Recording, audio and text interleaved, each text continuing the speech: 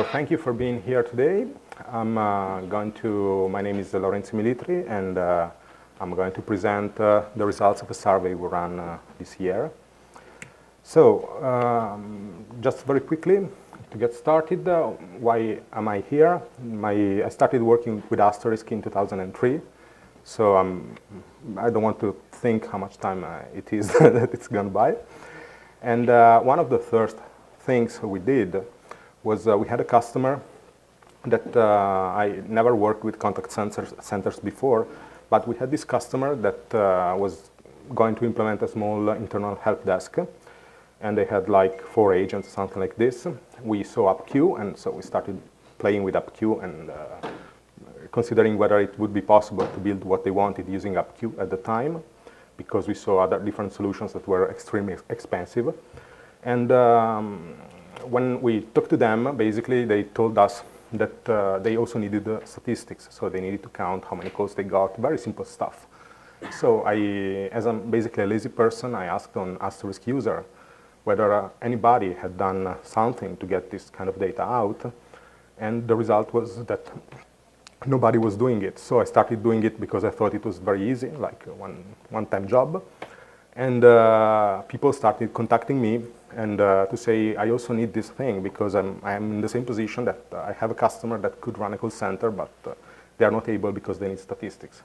Fast forward 15 years, and I spend most of my time talking to people who are implementing call centers and trying to make sense of the problem they have, trying to consult, trying to get a solution for the problems they have.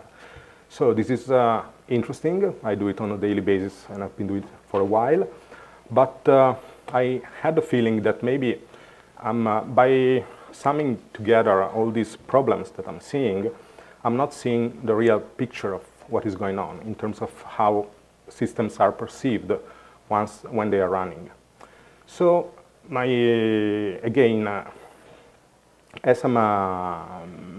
thing I would like is to understand which are the trends, which are the things that are impacting life for Asterisk-based contact centers, and to understand how they are changing. I'm pretty lazy. I prefer to go looking at the literature, and there is a ton of stuff on call centers and the contact centers and the trends and market research and all this kind of stuff that is very interesting, but sometimes does not really look like the things I see on a daily basis. So we basically decided we'd roll our own. We had already done this something similar 4 years ago, because 4 years ago we decided that we basically run a satisfaction survey that was strictly related to our products. And, of course, to gather information, we asked the questions to people who were running our software, like, do you like the real-time page, do you like the performance? But to gather information about the context where this was being gathered, we also had to ask basic information like how large is your call center, which kind of distribution do you use? And so we already had a baseline of information about this kind of stuff. What I noticed was that as we did the research internally, but we published it because I said maybe somebody else can benefit, and I noticed that a lot of people contacted me at the time to get those slides, looked at it, we thought about it, and I even ended up presenting a thing at AstroDevCon 2015 about the kind of problems that were encountered in call centers. So this we had already done, and this year I was in Johannesburg for the Asterisk Africa, and I was talking to, basically bouncing ideas with Matt Fredrickson and David Duffett, and we said, okay, we'd like to do something as Loway to understand what has changed. And so we said, okay, why don't we open it to the community at large as to understand what is going on in general in the world of Asterisk call centers and not just on our customers. This meant, of course, that we had to be more restrained in the kind of questions we could ask. And we decided that to ask this question to somebody we didn't have a relationship with, we had a maximum budget of like 5 minutes for the form to be filled in, that the form would be anonymous. We used the open questions, so as to avoid fixing a given set of answers where maybe that was not the answer that people would have given. And we opened it between June and the middle of September. And we had about 230 respondents, so it was not bad. And this is the data that I'm going to comment with you today. Before we get started, there are a couple of things that I have to say. The first is that, of course, I'm going to present a number of things that are trademarks, because it's the names of the products, so we are using them under fair use, and I didn't put the trade TMs or registered on it because I think it's not the point here. The second thing is that we are going to get scores on how different things compare to each other. This is not to say that one of them is better than is in general better than the other. It's mostly satisfaction. But again, satisfaction depends on what you do. So a product that has a different score maybe is good for you and is less good for me, and whatnot depends on what you do. So I would like to point it out. The third thing is that you see that we still have elastics and PBX in a flash in our survey. And of course, we're talking about the Asterisk versions, not the current versions that are based on something else. So with this, I think we can get started and start to have a look at the data.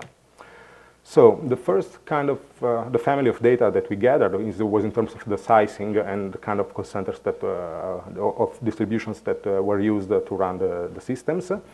And so here we can see in terms of distributions that the biggest share, about 1/3 of our audience, uses a system based on FreePBX. About a quarter uses a custom-built system that does not have a GUI. And then there are the famous others like Elastics, Switchbox, Isabel, VCDial, and then a number of other systems that you may recognize that were in our survey, like NSwitch, Passcom, and many others that you see here. For this kind of PBXs, we had less data points, so we decided that we would cluster together as other instead of having a score based on maybe 2 or 3 respondents. That would really make no sense. We asked this question in terms of what they were using 4 years ago as well. It is possible to see what has changed, and something interesting has changed. Because when we say this data is not based on the distribution, but on the GUI itself, because it was the question we asked last year, so we classified it. But 4 years ago, we had about half of the respondents that were using the FreePBX GUI, and this percentage has remained more or less stable. But more or less the other half were using something that they wrote their own, and nowadays it's not true anymore because it's only a quarter that use a system that they built without a GUI. And the remaining part, so about a quarter, is other different GUIs. And I think this is interesting because this means that nowadays GUIs are used in the majority of systems that are being built. Only a minority of systems are custom built from scratch, but maybe are customized, but based on a GUI in any case. And the other thing that I think it's interesting is that there is a choice. So it's not that there is only one dominant GUI and that's it, but there is a healthy competitive ecosystem. So I think this is good for Asterisk in general. When we have a look at the sizes of those call centers, we can see that basically we had respondents that fall into all major classes. We used an arbitrary way to distinguish between very small to very large systems. You can see here also the distributions, but it is to see where distributions are used. It's better to have a look at this other slide where all classes are normalized. So we can see that basically FreePBX is dominant in, I'd say, all of the classes, from very small to very large. That custom plain Asterisk systems are still present. That there is still some elastics being used, non-insignificantly, especially in the middle size, it's the red boxes. There is Isabel, that is the pink boxes, and there is a significant presence of VCDial, especially in medium to large call centers. If we go looking at the evolution of the sizing between 14 to 18, we can see that the picture is quite similar. The only thing that has changed is that the percentage of systems that were around 50 agents used to be about 1/3 of total, and now is about 20%. And this shrinking has been compensated mostly by the growth in 100 agents systems. So on average, these systems are slightly bigger than they used to be. So they have been growing, most likely. It's the thing I notice about the sizing is that our respondents are relatively homogeneous. What I see here is surely a source of bias, but this is something I cannot control. That is, if we look at our sales, we have way more very small systems than the one that we are reported in this survey. I guess that my interpretation of this is that people who run very small systems are less interested in the community part or in Asterisk itself and just run it. So they were less likely to respond to the survey. And that, of course, free PBX dominates basically all classes, and VCDIL is interesting especially for larger customers. The second family of things that we asked was in terms of the channels they used and how these systems were actually integrated with other things that were running on the PBX, on the contact center. In terms of channels, the first two items are no big surprises because everybody basically does inbound and outbound voice, and I think nobody's going to be saying, oh. What is interesting is that after this there is a very big gap, and this is the incidence. So these things do not sum up to 100%, but is how likely is something to be in a given contact center. Email is less than 50%. Then we have chats, different chats, SMS outbound and inbound, fax, and only a small minority, it's like 3%, is doing inbound or outbound video. If we go looking at the channels in terms of the sizing of the call center serving them, we can see that all very small sites do inbound because it's very easy. And then the incidence of other channels grows as the systems get progressively larger. What can we say about channels? What happens here is that in general things that are easier on the Asterisk side have a higher incidence than things that are more complex, like handling inbound calls is easier in Asterisk than doing outbound in a call center environment, because it's not just enough to pick up the phone and call outside, but you have to keep track of what you're doing and who's going to do what. And the same goes on the reverse for SMS, because it's easier to just send an SMS outbound, while it's harder to handle a flow of SMS coming in. What I found strange is that email is way less present than I thought it would have been. That video is still not there yet, basically, nobody's doing it. And unfortunately, fax is not dead, but we only have, I think it's a matter of time, but you know how these things are. So it's, I wish that this would have been a very large zero, but that's maybe me. If we go looking, when I say chat, consider this is a global audience. So it is, chats have different distribution based on where your customer base is located. But the most common one for us is WhatsApp, then Facebook, then WeChat, Twitter, and then other custom web chat systems that I thought would have been more prevalent, but they are not, basically. In terms of the other question we asked was in terms of the kind of CRM that were used. And here we have something interesting, because the most common kind of CRM is something that is developed in-house. And the second most common is people saying, no, we don't have a CRM. Why? I don't believe that people do not have a CRM, meaning they do not have anything to gather data. But most likely they are using something that they do not recognize as being a CRM. What is interesting here is that if you exclude the people who said no and exclude people who have an in-house solution, the remaining is only 1/3 of the people that use normal CRM, what you would expect. Here the biggest ones are Sugar and VTiger for on-prem.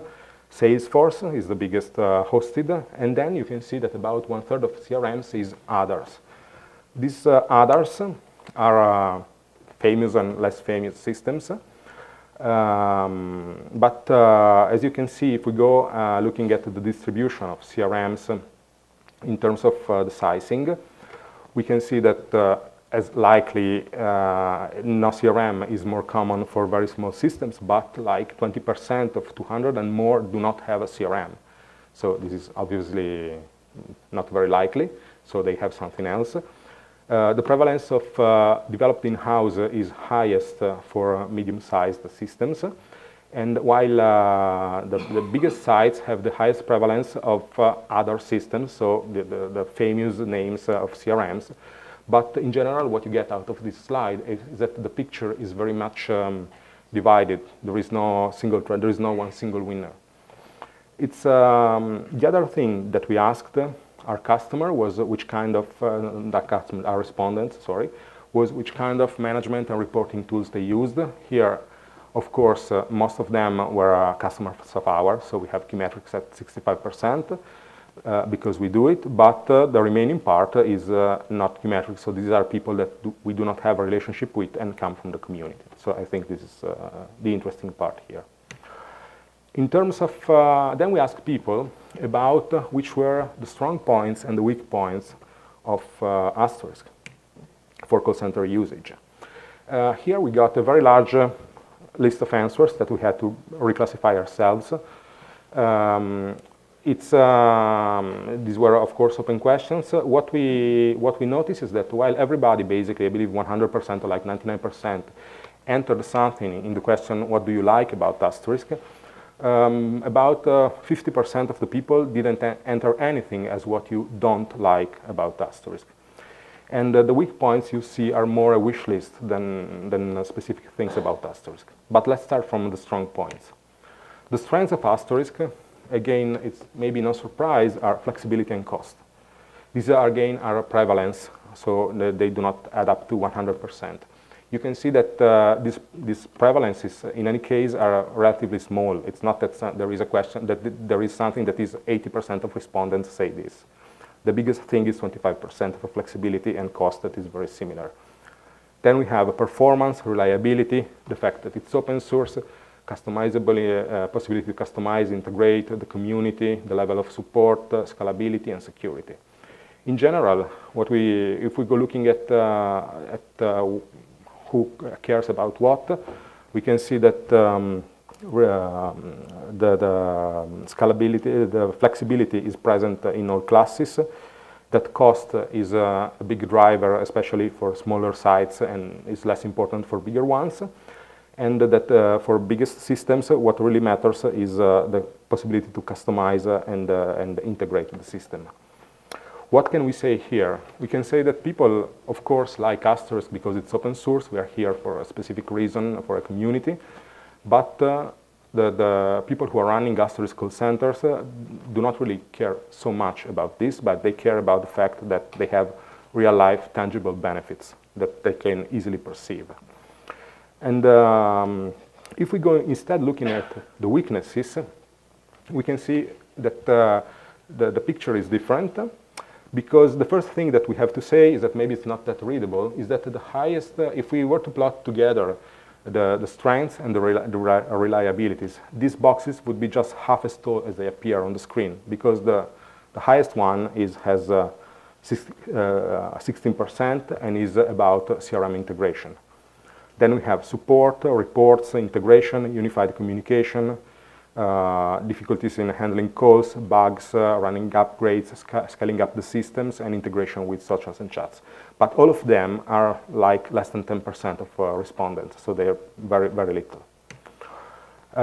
If we go looking at the weaknesses again by size, the only thing that is present clearly across all different sizes is CRM integration. That is very present from very small to very large systems, the difficulties of integrating CRMs. And the other things are basically very much dispersed, so it's very hard to get a meaningful trend here.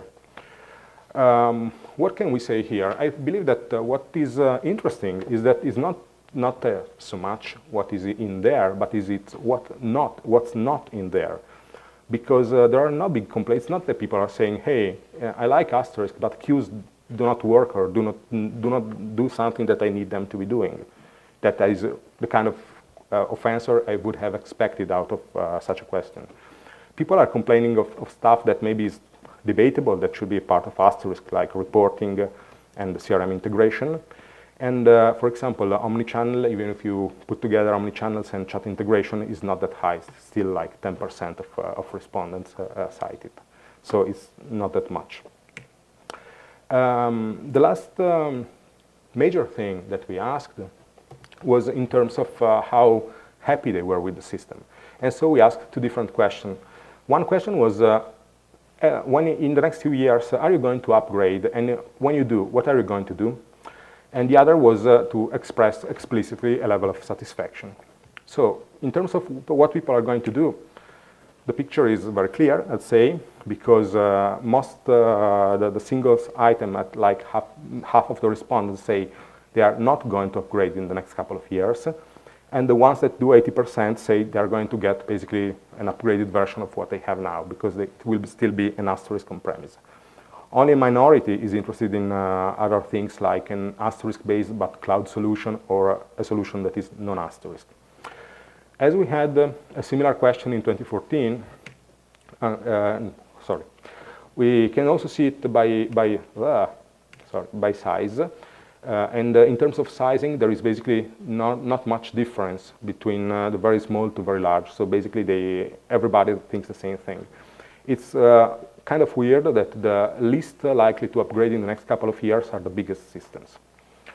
It's if we go looking at how this has changed in the last 4 years, what we can say is that it has not changed. The only thing that have changed is that 4 years ago we had a higher prevalence of people that because the numbers are basically exactly the same. 4 years ago we had a higher percentage of people who were interested in moving to a cloud solution, but that would have been a similar Asterisk solution. And now there is a slightly more interest for non-Asterisk systems or things that are not explicitly Asterisk, but they're still a very small minority. So we can expect basically that people that run Asterisk call centers are very conservative.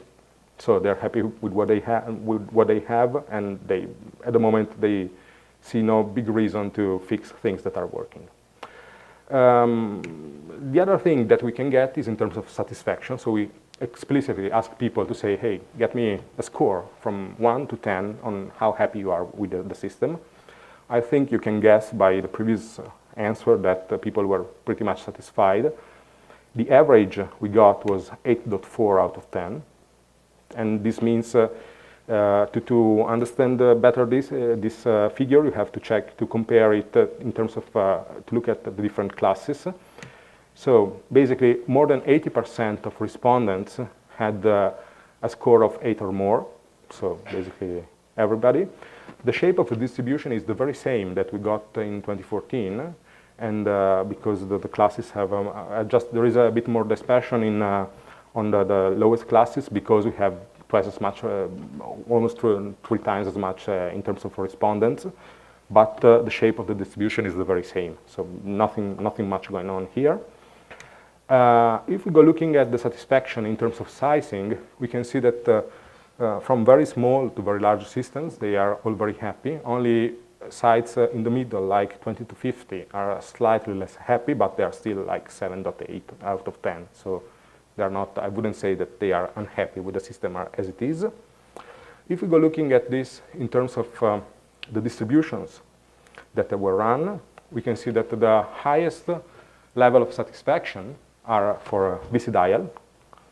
And then, so as I see that Matt is here, I think that we have to say, hey, it's thank you, and because they are all very happy with what you did. Of course, VC dial is a specialized solution that caters to this exact kind of market. The second one that we got is free PBX, that instead is meant to be a general Asterisk PBX. It's not especially built to be run on call centers, so I think this is noticeable. The other major, then the third thing that we have is a plain Asterisk system, and then the other distribution, Yastar, Isabella, Elastix, other solutions, and Switchvox. Switchvox is just on the limit in the terms of items that we decided we'd keep, so maybe that's also why it gets a score that is slightly lower. In any case, we can see that the kind of satisfaction that we have is very similar in terms of call center usage, even for products that are not specifically designed for call center usage. So if we go looking at this data, we had it could not really be used at in the same way, but we had satisfaction scores for FreePBX in 2014. FreePBX has improved a lot because it goes to 7.8, that was still respectable, to 8.6 now. So but I think that if you know FreePBX, how it has changed in the last few years, you're not going to be surprised that people are happier. People running Elastics have lost a bit in terms of satisfaction, and it makes sense because they are basically locked in a system that is not supported anymore. So it makes sense that they are quite, I wouldn't say unhappy, but in any case are less happy than a system that is being maintained actively. And people who are on a plain Asterisk system have very similar scores, just slightly lower.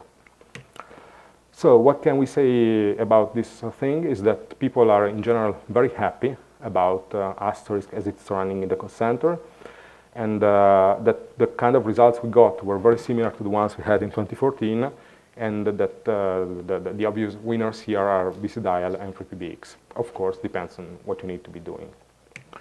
So before we go, I think we have a few things that were lessons, at least were lessons for me when analyzing this data.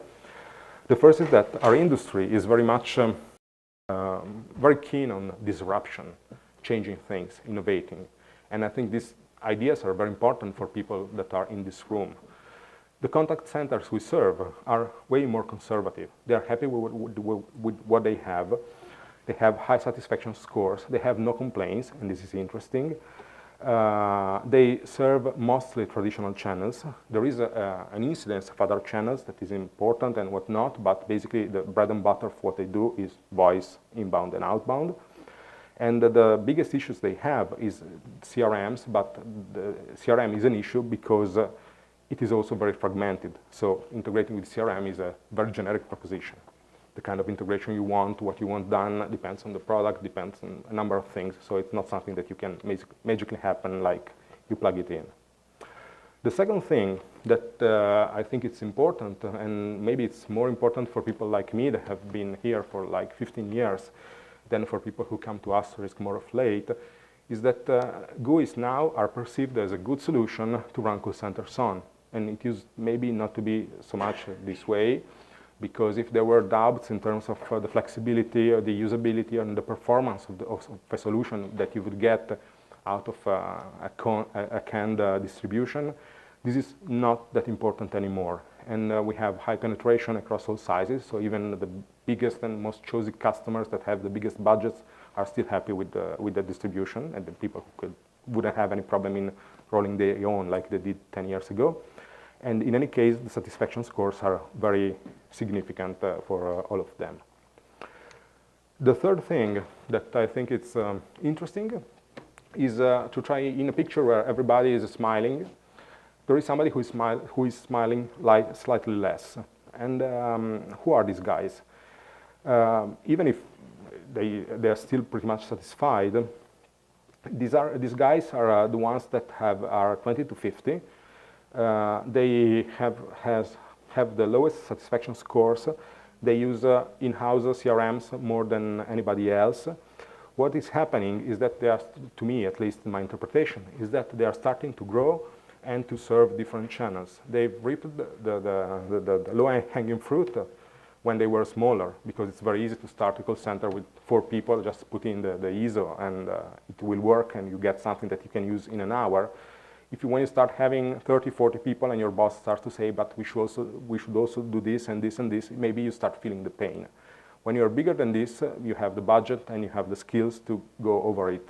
But at that point, my interpretation is that's the point where it's starting to be a bit more, you have growth pains and you need to do something else or to start thinking in a different way.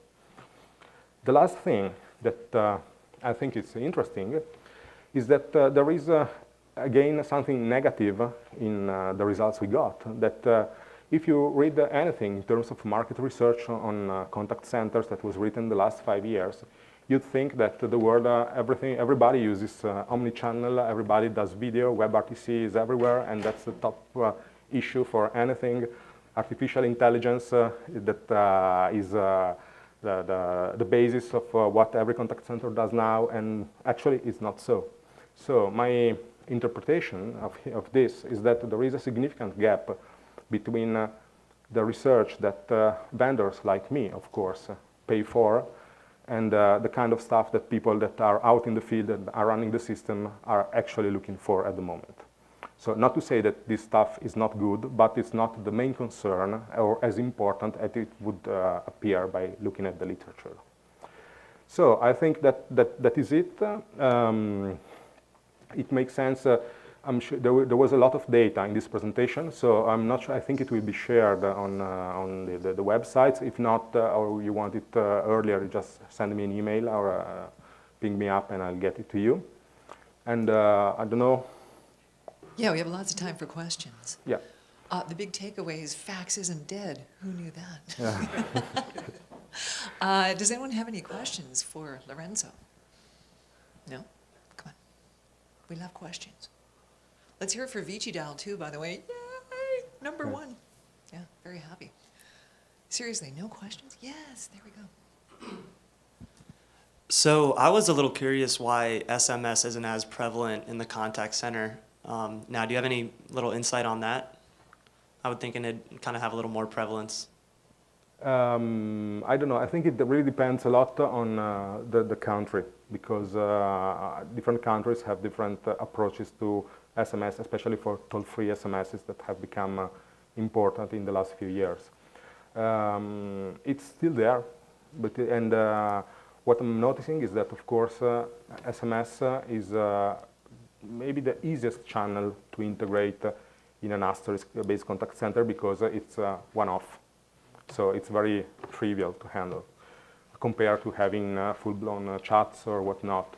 So I think that the prevalence is driven by this fact, or maybe they just implemented it in the last few years and they keep on running it. So it's. Great. Okay, we have another question back here. Hi, Lorenzo.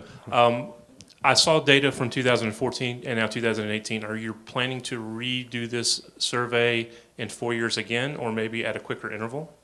I don't know. Basically, there are two factors here. On one hand, I think this is interesting because many of the things we saw today I was not really expecting. On the other hand, I'm lazy, basically. So if somebody else is going to do it, or I wouldn't mind. Yeah. Before the question, I'll comment that SMS, at least the people we're working with that are using it, don't consider it part of their call center. So the answer may vary. They consider it just a way to notify people. And they don't, it's not too direct, it's not two-way. It's like, hey, come pay your bill, or here's your appointment. So they're calling it something else. It depends, because it depends on the kind of usage you make. It may be a part of notification, like an outbound email, or it can be a part of the interaction. So it depends on how you use it, of course. The question is on, have you done any, do you have any information on TCPA and how it applies to dialers like Vici-Dial? On, sorry? TCPA, the Telephone Communications Privacy Act, it's made it legally challenging for people to use predictive dialers? I wouldn't say this is this was part of the goals of this research, because this is specific for a market, and more than, it's not that significant. It's not that the point globally. So I was talking to a global audience, so I didn't go into this kind of details. My experience with dialers, we have a dialer as well, and is that in different countries the situation with dialers is totally different. So what happens in Latin America is totally different from what happens in the UK or what happens in US versus what happens in Africa, for example. So it's something that is very, as it is, it has a local regulations. It's very hard to get a global picture because there are these things that are very different by country. Any other questions for Lorenzo? All right. Well, let's hear it for Lorenzo. Thanks so much, Lorenzo. Thank you. Make sure that